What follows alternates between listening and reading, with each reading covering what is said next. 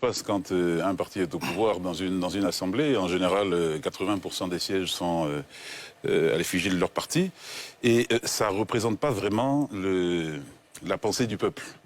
Grosso modo, quand j'entends des décisions comme ça du Parlement gabonais, je me dis que c'est un recul immense de la démocratie.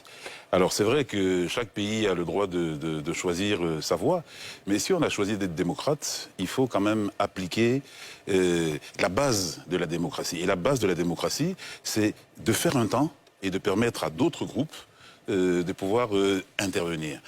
Vous voulez ramener de 7 ans à 5 ans, c'est bien. Passer d'un scrutin à 2 tours à 1 tour, c'est dangereux. C'est dangereux parce que quand on est au pouvoir, on s'arrange, on met tout en place pour gagner. Enfin, j'entends des fois un coup KO, etc. C'est ça. Quand on s'arrange pour passer une première fois sans embâge, on remballe tout et on repart pour un tour. Donc, institutionnaliser ça, c'est compliqué. C'est vraiment un recul de la démocratie. Et après, derrière, plus de limitation de mandat. C'est vraiment la voie royale pour la présidence à vie. Alors, monsieur le président du Gabon y est depuis 2009. Ça fait 13 ans qu'il y est. Il succède à son père qui a fait 40 ans. Donc vous faites 40 ans plus 13 ans. Ça fait à peu près 53, 55 ans que la famille Bangou est au pouvoir au Gabon. Si j'étais un Gabonais, forcément, ça me poserait un problème. Docteur Ngor Bangali. Je pense qu'on peut voir cette réforme-là comme des caprices élitistes. Parce que la première critique qu'on peut lui opposer, c'est d'abord dans la forme. Je pense que dans la démocratie, il y a 2 moyens d'expression. La démocratie, les moyens directs et les moyens indirects. Et pour ce genre de réforme, quand même, qui touche des aspects aussi importants de la Constitution, c'était l'opportunité d'avoir recours à une forme de consultation directe du peuple qui existe, ce sont les référendums. Au lieu de cela, le pouvoir a réuni le Parlement et le Sénat en congrès. Et puis, ils ont décidé de modifier des aspects aussi importants de la Constitution sans avoir forcément à consulter directement le peuple, alors qu'on aurait pu le faire à travers un référendum. Au-delà de cette critique de forme, je pense que la deuxième chose qu'on peut relever concernant ce changement, un peu dans le dos du peuple, c'est finalement le fait que les différents dirigeants qui sont au pouvoir veulent trouver l'occasion de rempiler sans prendre le risque d'aller au 2e tour des élections pour se confronter à un bloc anti-parti présidentiel, parce qu'on sait que dans la pratique, il est toujours difficile pour l'opposition au premier tour de parler d'une seule voix pour une raison très simple. C'est que quand on est encore au premier tour, chacun des leaders croit en sa propre chance. Il faut qu'ils aillent se frotter aux élections, c'est quand ils prennent connaissance, après les résultats du premier tour, de leur pourcentage, qu'ils reviennent à la raison et se font violence pour se ranger derrière, disons, celui de la tendance qui est arrivé en tête. Donc je pense que dans cette configuration, on est clairement dans une situation, parce que quelles que soient les élections en Afrique, le parti au pouvoir est toujours arrivé, en tout cas au premier tour, en tête. C'est une manière de se garantir une réélection sans risque. Deuxième aspect, donc, concernant le fond de la réforme, lié notamment à la suppression de la limitation du nombre de mandats. Et je pense que généralement, on a l'habitude de présenter cela comme l'opportunité, par exemple, pour des dirigeants qui sont arrivés au pouvoir jeunes et qui peuvent encore servir après 2 mandats. C'est l'opportunité pour eux de rester au pouvoir pendant 3, 4, 5 ans, 5 mandats. Et on cite généralement le modèle allemand. Mais ces genres d'analyse-là ne peuvent pas valoir dans le cas du Gabon parce qu'en Allemagne, ils ont une institution de gestion de décompte électoral qui, lorsqu'on met une voix dans l'urne, ça sort une voix. Mais quand vous êtes dans un schéma où il n'y a pas de transparence au niveau du décompte électoral et que vous brisez la limitation des mandats, ça suppose que, étant donné qu'on a une machine électorale qui dit toujours que celui qui a gagné, c'est le président, quel que soit le nombre de fois il va se présenter, mais il sortira toujours vainqueur. Donc finalement, on lui donne un passeport de pouvoir à vie, tout simplement. Serge Patrick de Souza. Je m'interroge, quelle est la finalité de cette disposition? Je suis d'accord avec Atu, c'est le peuple. Ils choisissent. Mais ce qui est important, c'est d'espérer que cela ne nous contamine pas. Oui. Parce qu'en fait, on a toujours dit chez nous en Afrique, quand la maison de ton voisin brûle, mon cher, il faut prendre les dispositions de sorte à ce que le feu n'arrive pas. Moi, j'ai réfléchi, je me dis qu'à un moment donné, il faut qu'on réfléchisse sur la réelle nature de la démocratie, mais en Afrique. Parce que finalement, En 2012, ils ont essayé de modifier la Constitution.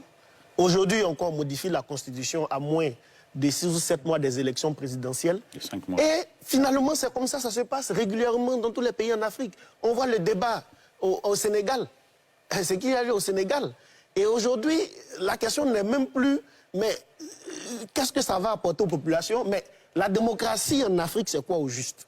Est-ce que la démocratie, finalement, se résume au fait de voir le peuple et de l'interroger quand on a envie?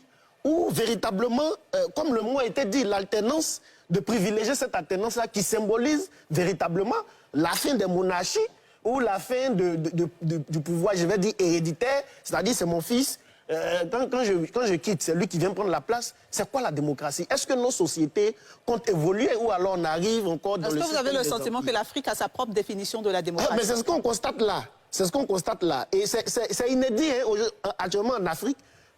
C'est inédit. C'est le seul héritier. Bon, après, au Tchad, c'est différent. Pardon, au Togo aussi. Au Togo, non, au Togo, là, on sent qu'il y a quand même eu un changement. Mais au Gabon, c'est inédit. Au Gabon, c'est inédit. Et au Cameroun, mais là, ça dit que c'est inouï. Ça veut dire que... On vient de le légaliser. Finalement, Comme ça, c'est tranquille. quelqu'un qui est au pouvoir et qui n'a plus de limitation de mandat. Et celui qui organise les élections en Afrique, on a toujours dit que celui qui organise les élections ne paie pas d'élections. Est-ce que c'est avéré? Et on lui dit, le premier tour, parce que le vrai problème où il y a les débats en Afrique, c'est le deuxième tour, c'est pas le premier tour. J'ai rarement vu un chef d'État africain, un candidat sortant, qui perd au premier tour. J'ai rarement vu ça. C'est toujours au deuxième tour, quand il y a bloc, on arrive à le remplacer. Mais là, il ne peut pas, je ne vois même pas comment est-ce qu'il va perdre les élections. Bien noté. Alafé Wakili, votre avis sur la question? À l'époque, on refusait la démocratie à l'ivoirienne, la démocratie à l'africaine, mais j'ai l'impression que de plus en plus, on accepte ces choses-là qui n'étaient pas acceptées il y a des années. Et c'est dommage. Un. Deux, la limitation de mandat ou non, moi, ça ne me dérange pas. Hein. Mais ce qui me dérange ici, c'est l'élection à la majorité relative. Parce que c'est ça. L'élection du président de la République à la majorité relative, c'est cela que signifie l'élection à un tour. Sinon, on peut faire une élection à un tour et puis remporter dès le premier tour à 60%, à 52%, avoir la majorité absolue. Mais quand ils disent un tour, ça veut dire que le président de la République est celui qui arrive en première position à la majorité relative. Et cette majorité relative est en réalité une minorité effective. Parce que quand au premier tour, tu arrives en première position, tu as moins de 50% et que la coalition de tes adversaires, souvent, a plus de 51%, ils ont 65%. Parce que toi, tu es arrivé premier à être en 5%, 38%, les autres réunis ont 70%. Tu diriges un pays avec une minorité.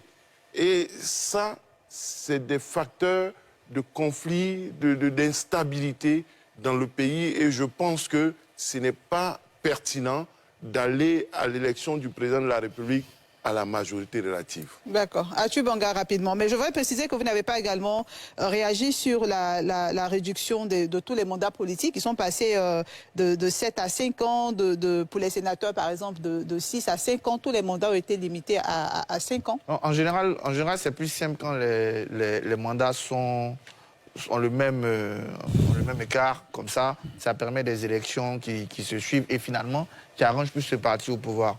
Moi, j'ai pas envie de faire le donneur de leçons aux Gabonais. Moi, tant que ce que je dis, c'est une volonté. La seule question, c'est est-ce que c'est vraiment une volonté gabonaise? Jean-Yves m'en doute ce Parlement, l'autre m'en doute le référendum. Mais moi, principalement, je pense quand même qu'on a des États et des institutions trop fragiles pour revenir à des mandats illimités. Parce que je suis d'accord avec Jean-Yves, avec les institutions qu'on a, hein, le mandat illimité, c'est un chèque en blanc pour une présidence à vie.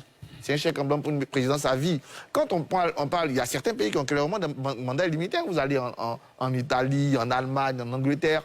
Mais il y a un tel poids institutionnel, une telle pratique de la démocratie enracinée qu'à la limite, on ne le sent même pas.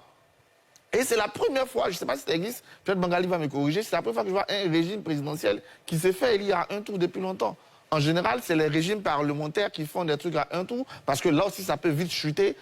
Après, du moins, on joue avec eux. Donc, pour moi, personnellement, c'est un recul de la démocratie. Okay. Après les Gabonais on choisit. Et est-ce que le Parlement représente le peuple? Je ne vais pas faire l'insulte au Parlement gabonais, je vais supposer qu'il représente le peuple. Donc ils ont fait le choix, même si je ne le partage pas. S'agissant Rapidement.